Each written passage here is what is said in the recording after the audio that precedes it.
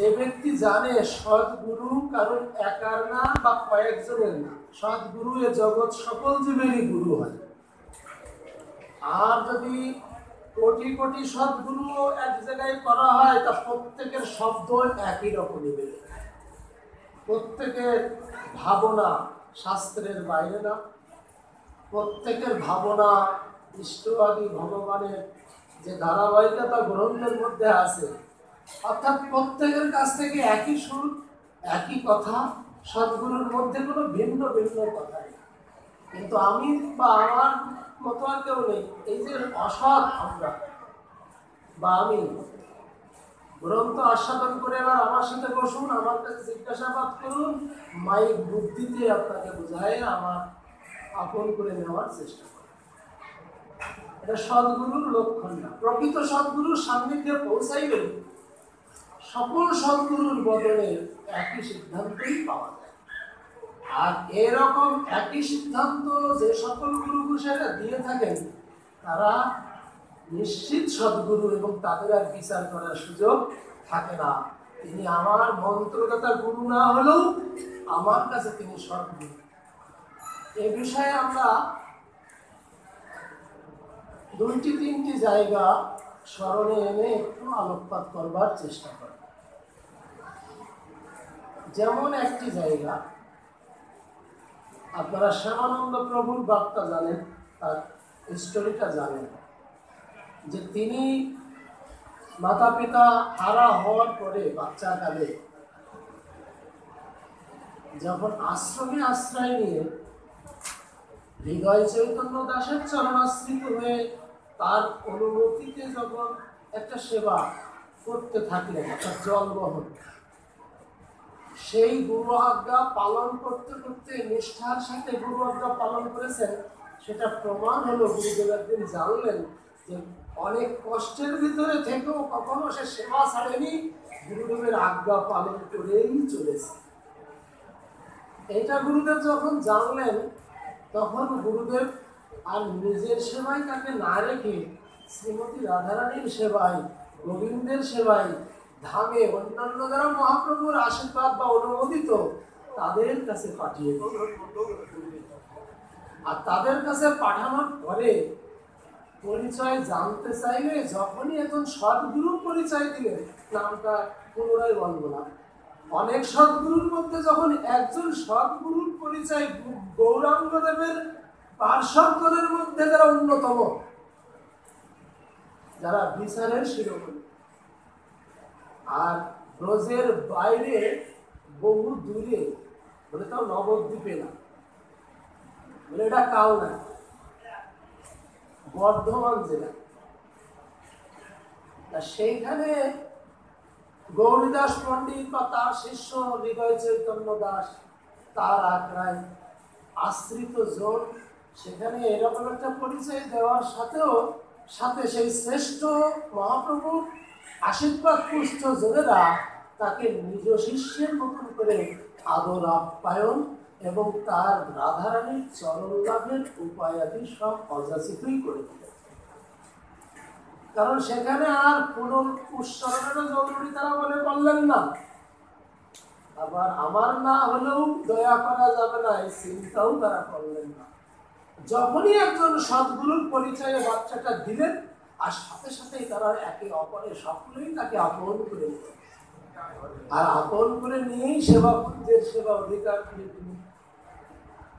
এইভাবে সদ্গুরুর চরণে আশ্রিত যোগদের ভবিষ্যৎ কি ভবিষ্যৎ, বলে এইরূপ সদ্গুরুদের আশীর্বাদ যখন একে একে বর্ধিত হতে থাকে, তখন গোবিন্দের উপাস্য যে রাধাচরণ, সেই রাধাচরণই সাক্ষাৎকার মানব জন্মে মূল প্রয়োজন। ডক্টর মহানন্দ ব্রহ্মচারীর গৌর কথা নামক গ্রন্থতে বলা আছে এই মানবের মূল প্রয়োজন প্রেম, অর্থাৎ প্রেম প্রয়োজন। সেখানে যুক্তি আছে এবং তার লঙ্ঘন করার কায়দা নেই, কিন্তু এইমাত্র আলোচনায় পাওয়া গেল যে মানবের আর একটা সিদ্ধান্ত পাওয়া গেল, এই মানব এর প্রথম প্রয়োজন হচ্ছে সদ্গুরুর চরণাশ্রয় প্রয়োজন। যদি সদ্গুরুর চরণে জীব পৌঁছাতে পারে, সে জীব বুঝুক না বুঝুক, পরম্পরায় সকল সদ্গুরুর আশীর্বাদ নিয়ে সে রাধা চরণে পৌঁছায়। যে চরণ পাওয়ার জন্য আমাদের গোবিন্দ কান্না করে, গোবিন্দও পাওয়া দরকার, কারণ গোবিন্দ পাইলেও নেওয়া যাবে না। কারণ আপনি যদি একবার নিয়ে জায়গাটা ভরে ফেলেন, পরে ভালোটা পাইলেও আর নেওয়ার সুযোগ থাকবে না। সেই বুদ্ধিটা আমরা কোথা থেকে শিখলাম? বলে ওই বাচ্চা আর একটা বাচ্চার কাছ থেকে, একটু আগে দক্ষিণ কৃষ্ণ তারেশের কাছ থেকে একটু জানলাম। আমার তো বেশি বলার সুযোগ নেই, কারণ আমার সতীর্থ গুরু ভাইরা এখানে যোগ্য অনেক জনেরাই আছেন, আর সবাই উল্লেখ করা আছে। 9টায় শুরু করলাম, 10টায় শেষ। আপনারা তো আমার নিয়মকানুন মেনে চলেন, অফিস ব্যবসা কত রকম দায়িত্ব, সেজন্যে অল্প অল্প করে কাজ দিয়েই আমি গুরুতত্ত্বের আলোচনা সংক্ষিপ্ত করব। তারপরে আমার ভাই শ্যাম সুন্দর আছে, কৃষ্ণ আছে, বা আরও যারা যারা আছে, এদের ভিতর থেকে আপনাদেরকে আগামীকাল অনুষ্ঠানের শেষ না হওয়া পর্যন্ত আপনাদেরকে ধারাবাহিকভাবে আশীর্বাদ দিতে থাকবেন, যদি আপনারা সময় দিতে পারেন, এরা সামর্থ্য রাখে। তা এখন চলে আসলাম ওই বাচ্চা ছেড়ে এবার ধ্রুব বাচ্চার কাছে। বললেন যে সদ্গুরুর চরণাশ্রয় যদি করেন তা আপনি যা চাবেন তাই পাবেন, কিন্তু পাইলেই তা নেওয়া যাবে না। কারণ যতবেলা অপূর্ণ আছে, অসম্পূর্ণ আছে, ততবেলা তা যত সৎসঙ্গই করুক তা নেওয়া যাবে না। আর কেউ নিতে বললেও সদ্গুরুর চরণাশ্রিত জনেরা তা নেবেও না। এটা গুরু কৃপায় তার এই বুদ্ধিটা পাকা হয়। তা গুরু কৃপা জগৎগুরুর মধ্যে দেবর্ষী নারদ উল্লেখ, তা সেই দেবর্ষী নারদের গুরু কৃপা লাভ হয়েছে ধ্রুবে। এমন সদ্গুরুর কৃপা লাভ করেছেন যে সামনে ভগবান এসে নানাবিধ প্রলোভন দিল, তা তো নিলেন না, এমনকি ভগবানকে দিতে চাইলেন তাও নিলেন না। এই বিদ্যাকে গুরুদেব শিখাই দিয়ে গেছেন না। সদ্গুরুর চরণে আত্মসমর্পণ করলে, গুরুকাল দীক্ষাকালে শিষ্য করে আত্মসমর্পণ কোথায়? সদ্গুরুর চরণে। আর সেই কালে গুরু তারে করে আত্মসমর্পণ, মানে ওই গুরুতে যে বুদ্ধি, ওই আশ্রিত জনের মধ্যেও সাথে সাথে সেই বুদ্ধি সমান পরিমাণে বুদ্ধি, শক্তি, প্রেম যা যা গুরুদেবের মধ্যে আছে, করে আত্মসমর্পণ। এই জন্য গুরুদেবের আর কিছু বলে দিয়ে যাবেন। গুরুদেব যখন সদ্গুরু হবেন আর আশ্রিত জনকে যখন একবার তুলে নিয়ে স্বীকার করবেন, তখন তাকে আর কিছু নগদ লেনদেন করা লাগবে না। ওই কৃপা হয়ে গেল মানে গুরুদেবের মধ্যে যত যা কিছু আছে, এমনকি গোবিন্দের মধ্যে যা কিছু আছে, গুরু কৃষ্ণ রূপণ শাস্ত্র প্রমাণিত, গুরু রূপেই কৃষ্ণই কৃপা করেন ভক্তরা। অর্থাৎ গোবিন্দের যা কিছু আছে তা গুরুদেবের মধ্যে আছে, গুরুদেবের মধ্যে যা কিছু আছে, মানে আত্মসমর্পণ করার সাথে সাথেই তার শিষ্যতেই সমান শক্তি সম্পন্ন। তাই সদ্গুরু নারদ ধ্রুবকে এইরূপ এমন কৃপা করে রেখে গেলেন যে কিছুক্ষণ পরে বা কিছুদিন পরে জগৎ যে নামে পাগল, যে নাম ধরে গিয়ে যাকে পাওয়ার আশা করে, সেই এবার সামনে এসে। তথাপিও ধ্রুবকে কোনো কায়দায় বোঝাতেও পারলেন না, নেওয়াতেও পারলেন।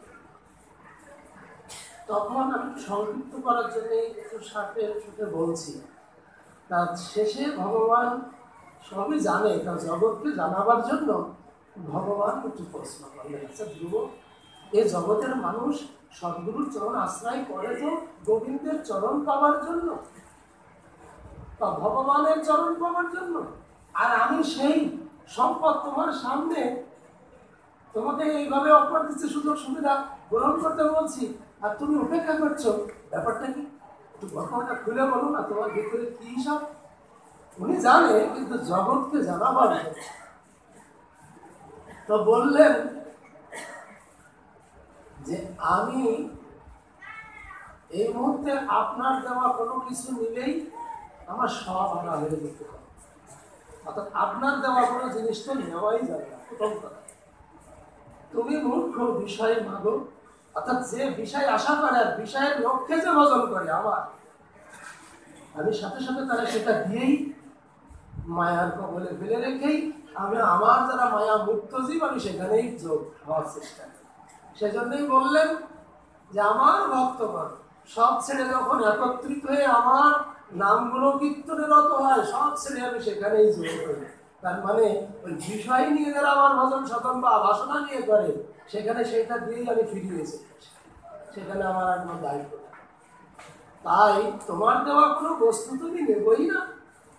আর দ্বিতীয়ত তোমাকে দিতে চাচ্ছ, তোমাকে নিলে আমার যে আরো পাওয়ার বাকি থেকে যাবে, কিন্তু একবার যদি তোমায় নিয়ে নিই তাহলে সেই সম্পূর্ণ চাওয়াটা বা পাওয়াটা তো আমার আর হবে না। সেজন্য আমি তোমায় নেব না। আরো কারণ আছে যে তোমায় নিলে তোমায় হারানোর ভয় আছে। কারণ যারা তোমার নিয়েছেন তারা একে একে সবাই হারাইছে, প্রত্যেকে বঞ্চিত হয়েছে। ওই দেবকী বলেন, বসুদেব বলেন, নন্দ বাবা বলেন, যশোদা বলেন, অষ্টমহিষী বলেন, বা আরো আরো কৃষ্ণের লীলাভূমিতে যেখানে যারা পঞ্চপাণ্ডব পর্যন্ত যেখানে যেখানে যাদেরকে আপন করে নিয়ে সুরাহর বাবা আদি সব ব্যবস্থা করেছেন, কিন্তু নিজে কিন্তু তাদেরকে যখন যার আশা পূরণ যে যে পর্যন্ত চাওয়া সেই চাওয়াটা পূরণ করে দিয়ে একটু আগের কথার সাথে সেটা পূরণ করে দিয়ে উনি ওখান থেকে প্রস্থান। তুমি তো আমাকে চাওনি বা আমার আরাধ্য বস্তু চাওনি, যা চেয়েছিলে তাই। আমাকে চাইলেও অসম্পূর্ণ আছে, কারণ যেহেতু আমারও আরাধ্য কেউ আছে বা আরাধ্যা আছে।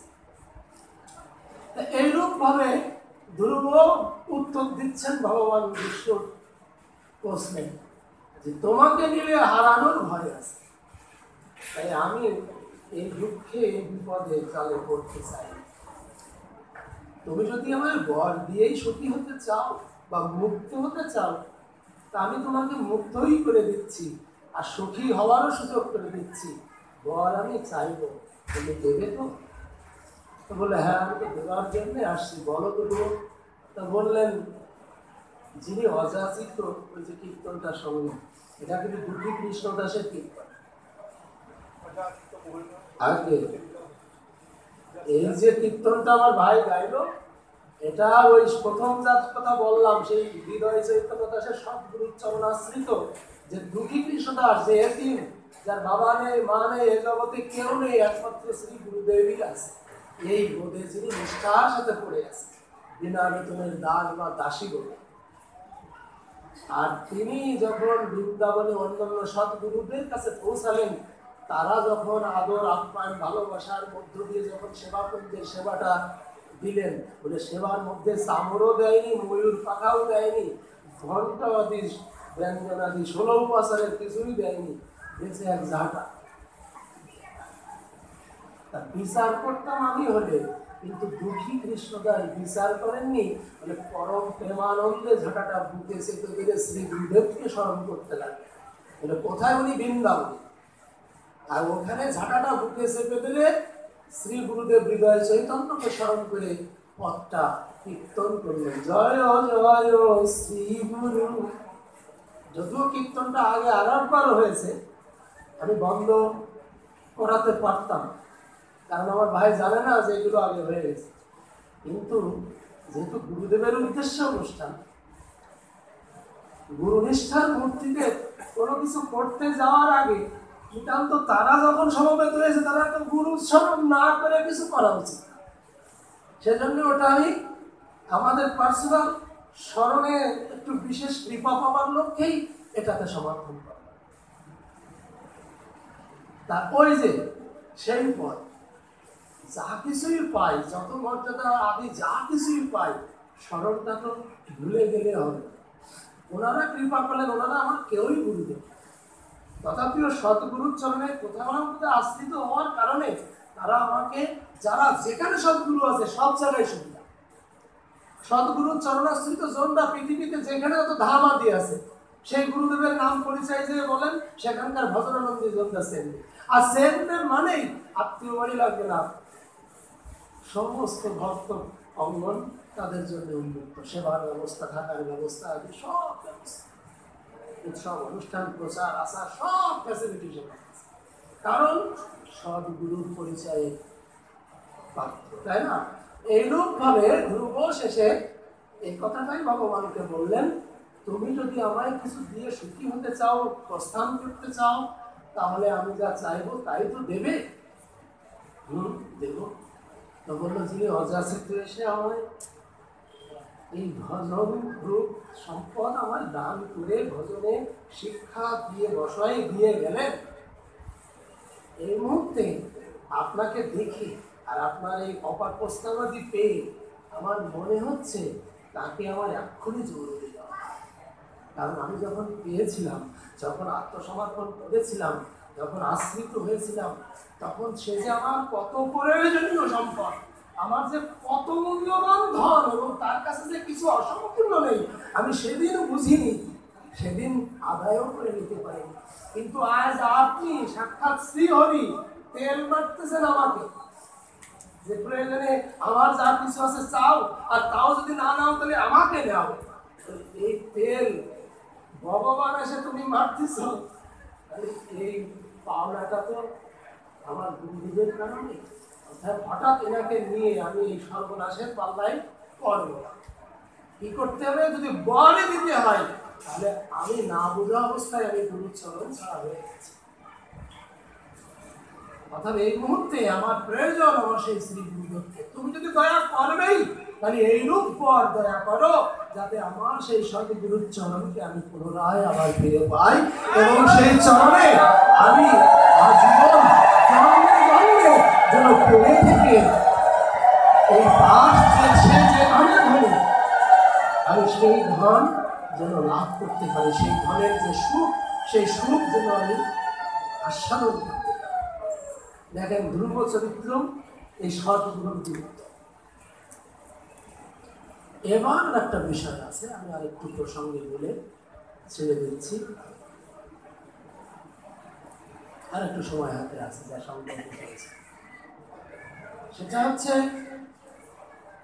শ্রীমদ্ ভাগবত মহাপুরাণের পঞ্চম স্কন্ধের পঞ্চম অধ্যায়ের 18 নম্বর শ্লোকের তর্জমাটা একটু দেখে নেব, ব্যাখ্যাটা। সেখানে বলছে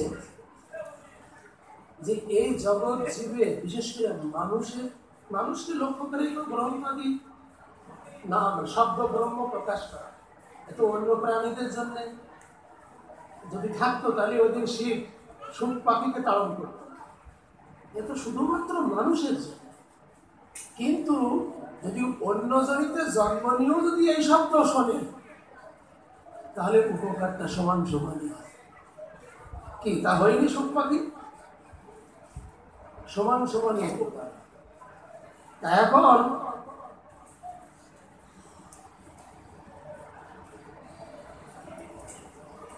সেই গুরু প্রসঙ্গে শ্রীমদ্ ভাগবত মহাপুরাণে গুরুতত্ত্বে ওইখানে এমনভাবে বললেন যে এ জগতের সকল মানুষের 3 প্রকার গুরু। 3 প্রকার, একটা পূজনীয় গুরু, একটা পূজ্যতর গুরু, একটা পূজ্যতম। 3 রকম ডিউটি এখান থেকে, বা 3 রকম উপকার আসে, তাই 3টে পরিচয়। উপকারের অবস্থার উপরে পরিচয় আলাদা। তা পূজনীয় গুরু, তার গুণ কেমন? বলছে আমি পৃথিবীতে যে অজ্ঞানতিমিরান্ধস্য জ্ঞানাঞ্জন শলাকয়া চক্ষুরুন্মিলিতং যেন তস্মৈ শ্রী গুরবে নমঃ। এটা তো ভূমিষ্ঠ হওয়ার পরে আমরা গুরুজনদের মাধ্যমে এই শ্লোকটাই আগে শিখি। অর্থাৎ আমার অজ্ঞান অন্ধকারে জন্ম হয়েছিল, তাই কি না? শ্রী গুরুদেব জ্ঞানের অঞ্জলি দ্বারা, শলাকয়া দ্বারা আমার দিব্য দৃষ্টি উন্মোচিত করে দিয়েছেন, তাই আমি ভগবত জ্ঞান লাভ করেছি বা তাকে জেনেছি। তার ভজনাদি না জ্ঞান লাভ করলে না জানলে তো কেউ ভজন করে। তা সেজন্য যিনি আমায় এত বড় উপকার করলেন, আমার অজ্ঞান অন্ধকারে জন্ম, আমি যা জানতাম না আর যা জানা জরুরি মানুষের, বিশেষ করে মানুষের, আর যিনি দয়া করে আমাকে তাকে জানার সুযোগ করে দিলেন, সেই শ্রী গুরুদেবের চরণ। অতএব এই জগতে পূজনীয় গুরু তিনি প্রথম অবস্থায়। তার গুণগত দিকটা হচ্ছে যিনি ভগবানকে জানাবেন।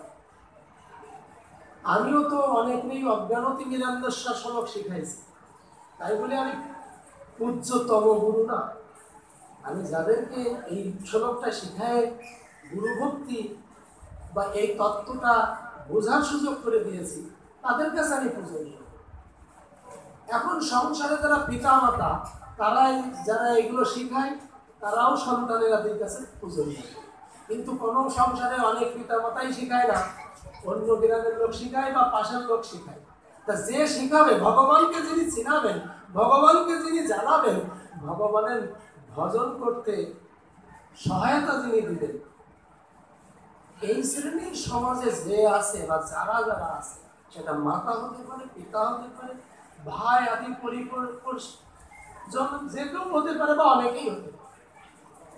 সেই এক বা একাধিক জন, যতজনই হোক, যিনি আমার ভগবানকে জানালেন, বুঝালেন এবং তার ভজনাদি করবার বিষয়ে আমাকে অ্যাডভান্স করেছেন, প্রথম অবস্থায় তিনি আমার পূজনীয়। যদি মা এসব না শিখায় তাহলে সে শুধু মাতা, বাবা যদি এগুলো যদি না শিখায় তাহলে সে শুধু বাবা। বাবা বলতে এখন লজ্জায় ফাদার পেয়ে বিদায় করে, কারণ ওটাতে আরো একটু সহজ। কারণ বাবার মধ্যে টান মেলা, মমতা কাজ করে, ফাদার বললে অত কাজ করে। এবার তৃতীয় গুরু পূজ্যতর, দ্বিতীয় নম্বর পূজনীয়টা এরকম যে প্রথম অবস্থায় আমরা ভগবানকে কিছুই জানি না, জানতাম না। আর যেখানে জানতাম, বাইরে আসার পরে সুখদেবের মতন চলেও যেতে পারিনি মায়ার বন্ধনে। কারণ সুখদেবকেও বন্ধনে স্বীকার করার চেষ্টা করেছে। সুখদেব যদি ডাকে ফিরে আসতো তাহলে ওটাও বিপদে পড়িল। তাহলে আমরা সবাই বিপদগ্রস্ত যারা পড়ে আছি, কিন্তু শুধুমাত্র সুখদেব বিপদে পড়েনি, কারণ পূর্ব কোনো না কোনো জন্মে, কোনো না কোনো জনিতে জন্ম নিয়ে তিনি সাধু মুখে হরি কথা শুনেছেন। সে কারণে তাকে কোনো মায়ায় আটকাতে ফেরাতে পারেনি। এই জন্য সাধু মুখে হরি কথা শুনতে যেতে, সে মানুষ হোক আবার অন্য কোনো কিছু। সাধু মুখে হরি কথার ভবিষ্যৎটা এরকম যে এর পরে যখন সে যেখানেই জন্ম নিক, তাকে কেউ মায়ায় আটকাতে পারবে না। সেই আছে সুখদেব। কিন্তু আমরা তো সেরকম, আমরা ভিতরে গোবিন্দরে দেখেছি, আগেও হয়তো কম বেশি অনেক সংসারে কৃষ্ণ ভজন করেছি, কিন্তু সংসারের থেকেই কোনো জন্মেই মুক্ত হতে পারেনি, তাই আবার সংসারে আসছি। আর সাধু মুখে হরি কথা শোনাও আমার কোনোদিন শেষ করতে পারিনি, যার কারণে আবারও যেখানে জন্ম নিয়েছি সেখানে সাধন ভজন করছি। এখন সেই মানুষটিকে যারা হাত ধরে বিভিন্ন সাধু সঙ্গে নিয়ে যাচ্ছে, সেই মানুষটিকে নানাবিধ সহযোগিতা আদি দিয়ে তার ভজন আদি করার সুযোগ সুবিধা দিচ্ছেন।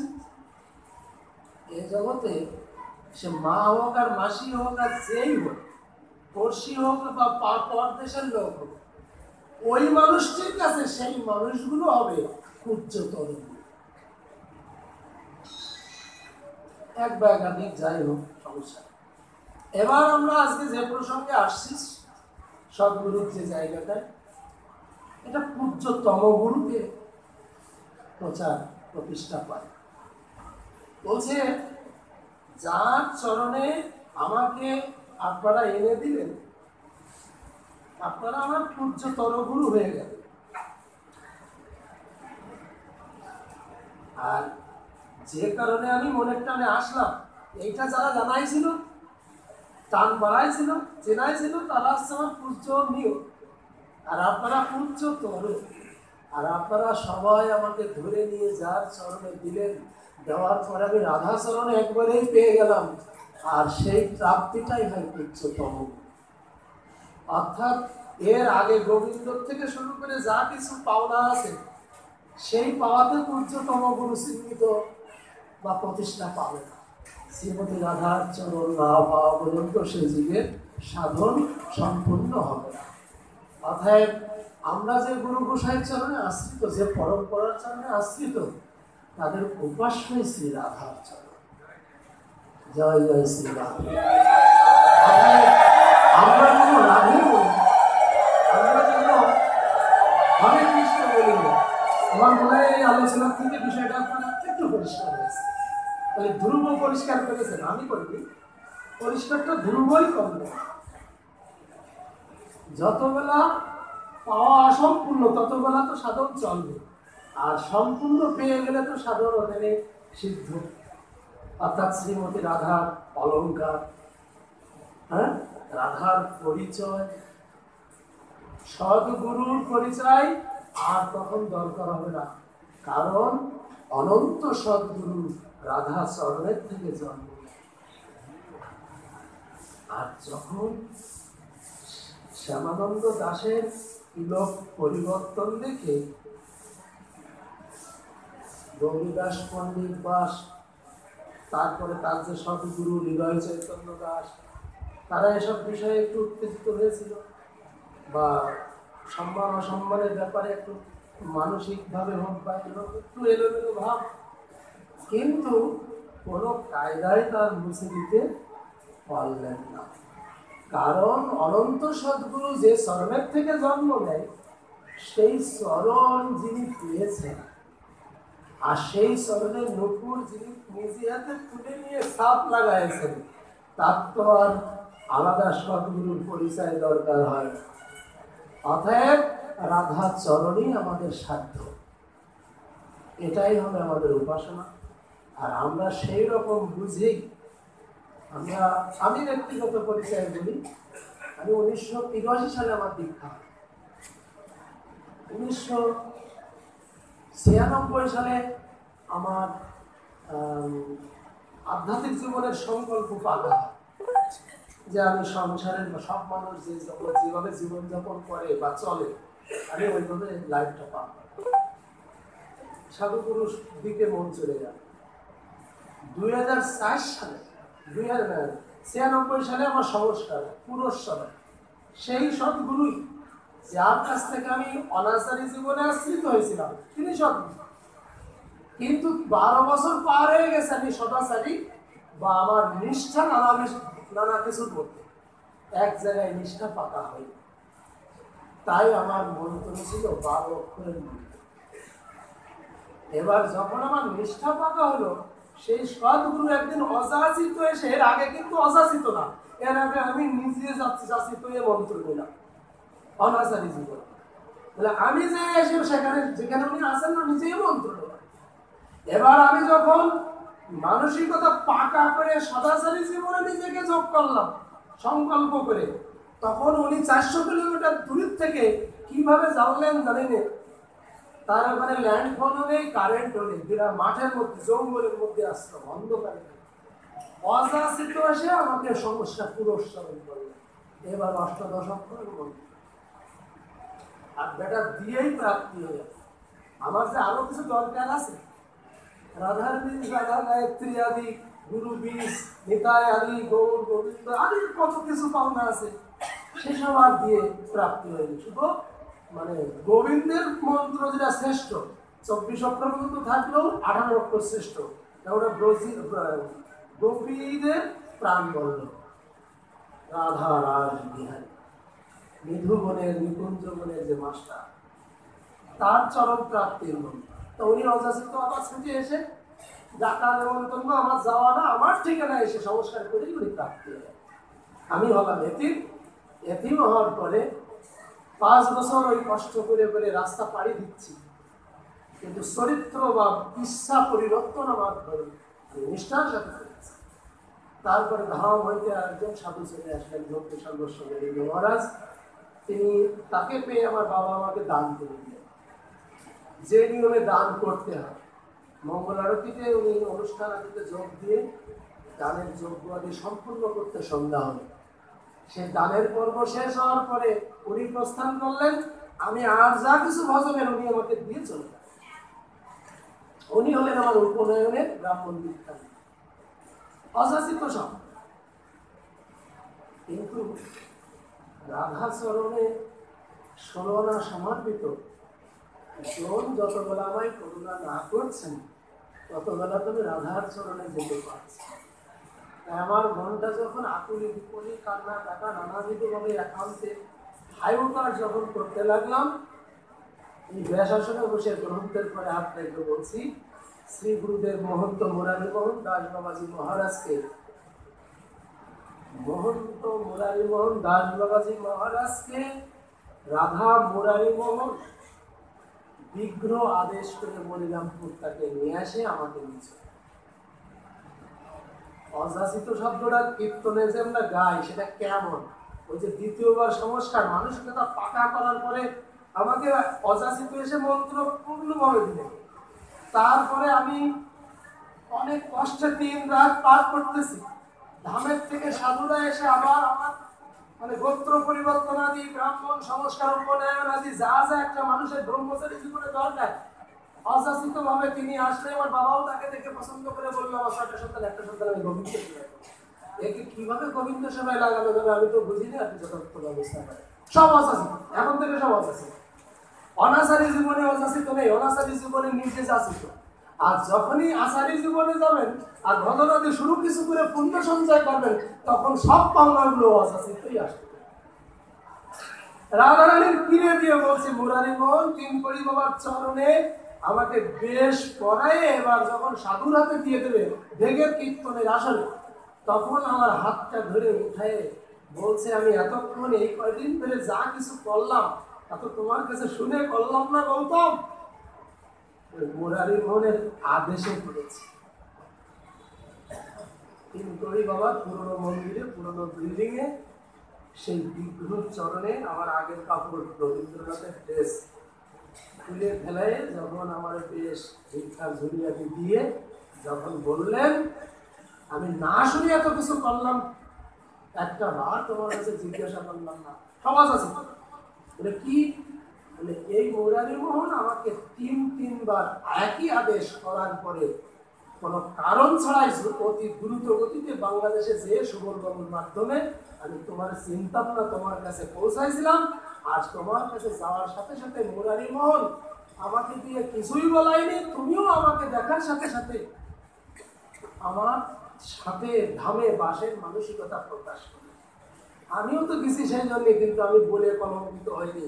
দেখলাম যে তুমি, আমিও দেখা দিয়ে চলে আসলাম, আর পরপর তুমিও আমার ঠিকানায় চলে আসলে নবদ্বীপ পরিক্রমা। আর সেখানে আমাকে পাওয়ার পরে তার প্রচুর আনন্দ। এবার আমায় ওখান থেকে বৃন্দাবনাদি নিয়ে গৌর পূর্ণিমা 2004 সালে আমাকে বেশভূষণ দিয়ে দিল। সব অযাচিত কারবার। তাই অযাচিত এ যেন প্রতিটি নিজ যাচি দেওয়ালো, যে যে আমাকে হরিনাম ভজন যুগধর্ম দিয়ে দিলেন। আমি যদি আর কিছু করতে তুমি নাও পারো, এই নাম সংকীর্তনের দ্বারাই তুমি আমার রাধাচরণ, গোবিন্দ চরণ,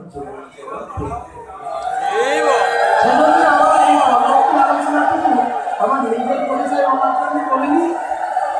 কারণ আমি যে খাবার খাইনি সে খাবার কাউকে খাওয়াইতে গেলে ভালো এ কথা বলা যায়। আপনাদেরকে এইটুকু ইঙ্গিত করা হচ্ছে আলোচনার মধ্যে দিয়ে যে অনাচারী জীবনে গুরু খুঁজে যে আশ্রিত হয়ে আসছে, আর যদি আচারী জীবনে গুরুচরণ অপেক্ষা করেন, যেমন পরীক্ষিত মহারাজ করেছে, সর্বস্ব ত্যাগ করে একেবারে, এটা আচারী জীবন, তখনই সদ্গুরুচরণ তার কাছে অযাচিতই এসেছিল। কিন্তু যখন অনাচারী জীবনে ছিল, সৌনকাদি মুনিগণ, কত ঋষিগণ তার মৃত্যুর সংবাদ হয়ে যাওয়ার পরে কতজন তাকে দেখতে গেল, কাউকে দেখেই গুরুকরণের মানসিকতাই কাজল, তাই কিনা? কিন্তু যখনই প্রকৃত পূর্বপুরুষগণের মধ্যে কৃষ্ণ আছে, পূর্বপুরুষগণের চরণে যাবার জন্য যখন নদীর কিনারায় উৎকণ্ঠিত হয়ে কাঁদতে লাগলেন, গোবিন্দই সুখদেব গোস্বামী সদ্গুরু তার হৃদয়ে অবস্থান করে তার সামনে সুখদেবকে নিয়ে এসে তাকে কৃপা করলেন, করুণা। তাই আমাদের প্রকৃত সদ্গুরুর চরণ অযাচিত ভাবে যদি কারোর পাওয়ার ইচ্ছা থাকে, তাহলে প্রথম জীবনে আমাদের আচারী হওয়ার চেষ্টা করতে হবে। আর সদ্গুরু পাওয়ার শুধু আচারী হলে হবে না, আচরণ তখনই ন্যূনতম যুগধর্ম নাম সংকীর্তন হইতেই মানুষের উত্তর উত্তর উন্নতি হয়। চৈতন্য চৈতামিতের মধ্যলীলায় পঞ্চদাস করেছিলেন মহাপ্রভু ঘোষিত যে এক কৃষ্ণ নাম হইতে সর্বপাপ নাশ হয়। সর্বপাপ নাশ হওয়ার পরে যদি ওই ব্যক্তি কৃষ্ণ নামের মাহাত্ম তো বুঝে ফেলবে, বুঝে ফেলার পরে শ্রদ্ধা যুক্ত হবে। এবার যদি সে আর একবার কৃষ্ণ নাম করে, তাহলে সমস্ত অমঙ্গল তার কারণে, আগে পাপ ছিল বিধায় তারা দূরে ছিল, এবার যদি সে আর একবার সেই কৃষ্ণ নাম নেয়, তাহলে সকল মঙ্গল তাতে এসে যোগ, সকল মঙ্গল এসে যোগ হয়ে শরীরে একটা পাওয়ার প্রকাশ হয়, একটা বোধ হয় না, তখন সে পরম আনন্দে আর একবার যদি কৃষ্ণ নাম নেই, তা বললেন নববিধ ভক্তির মুক্তিতে সে পরিচালিত হয় বা সেই শক্তি তাহাতে যোগ হয়। এবার যদি এরকম উত্তর উত্তর মানে সম্পদ লাভ করতে করতে যদি সে আর একবার সেই কৃষ্ণ নাম যুগধর্ম যদি করতে সে সমর্থ হয়, তাহলে তার যত্র যত্র নেত্র পড়ে তত্র তত্র তার কৃষ্ণ স্ফুরণ হয়, কিন্তু কৃষ্ণের চরণে যোগ হয়। এবার সে বেরোয় যাবে। তাহলে এই বদ্ধ জীব কখন বেরোবে? বলে এই হরিনাম করতে করতে পাপ মুক্ত হবে, নববিধা সমস্ত মঙ্গল যুক্ত হবে, নববিধা ভক্তির মূর্তি এই সংসারের থেকেই হবে অম্বরীশ রাজার নেয়। আর নববিধা ভক্তির মুক্তি হওয়ার পরে যখন আবার সেই নাম সে নিতে থাকবে, তখন সে এবার যেদিকে তাকাবে সেদিকেই তার ইষ্ট দর্শন হবে। এবার নমস্কার সংসার সে চলে যাবে। আর যখনই চলে যাবে, বিল্লমঙ্গলের জন্য যেমন বৃন্দাবন বিহারী যেমন আগায় এসে বিল্লমঙ্গলে লাঠি ধরবে, বলে সেই ঠিকানায় তার আর পৌঁছানো লাগবে না, গন্ডি পার হইলেই গোবিন্দ যত দূরেই থাক, তার সামর্থ্য আছে মুহূর্তকালের মধ্যে এসে তার হাত ধরা। সেজন্য আমাদের যুগধর্ম নাম সংকীর্তনে প্রথমত ঠিক থাকতে হবে, আর তার মধ্য দিয়ে কিছু পাইলেই হঠাৎ করে নেওয়া যাবে না, সদ্গুরুর জন্য উৎকণ্ঠিত হতে হবে। পর্যায়ক্রমে গোবিন্দ তার সকল সদ্বাসনা পূরণ করে দেবেন। এই নাম ভজনের থেকেই সকল কিছু পাওয়ার সুবিধা আছে।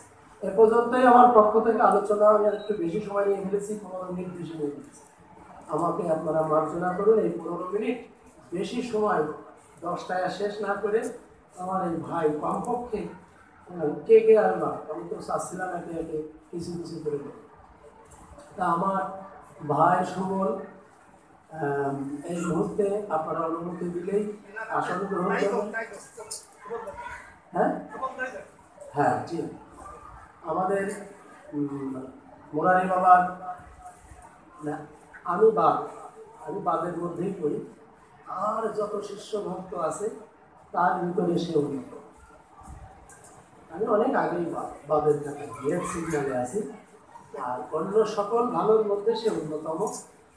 এই মুহূর্তে বাবার স্মৃতিটাকে উত্তর শ্রীবৃদ্ধি করা, প্রচার প্রসার করা বা মঠ মন্দিরগুলোর সুরক্ষা, আপনি যেখানে যা দেখভাল করা, শ্যাম সুন্দরের উপরে যে ট্রাস্টি বোর্ড মোরারি বাবা করে রেখে গেছেন, সেই ট্রাস্টি বোর্ডের সভাপতি সে, ঠিক আছে। সে কারণে তার দ্বারা যাতে উত্তর মোরারি বাবা রেখে যাওয়া সকল কিছু যাতে সুরক্ষা হয়, আপনারা সেই আশীর্বাদটা তার হয়ে, তার জন্যে আপনাদের চরণে আমি, তার হয়ে না, তার জন্যে আমি আপনাদের চরণে প্রার্থনা জানাই যাচ্ছি। যেহেতু শ্রী গুরুদেবের দেওয়া দায়িত্ব, সেজন্য যথাযথ সাধক জীবনে অবস্থান করে সুন্দরভাবে সে পরিচালনা করতে পারে। আর এটা আমাদের গুরু গৌরাঙ্গের কাছে আমাদের চাওয়া, তার জন্য আসছে, আমাদের জন্য শুধু বৃন্দাবন থেকে আসছে, এবার আমাদেরকে সে কি দিয়ে যাবে, সেজন্য আমরা অপেক্ষা করি।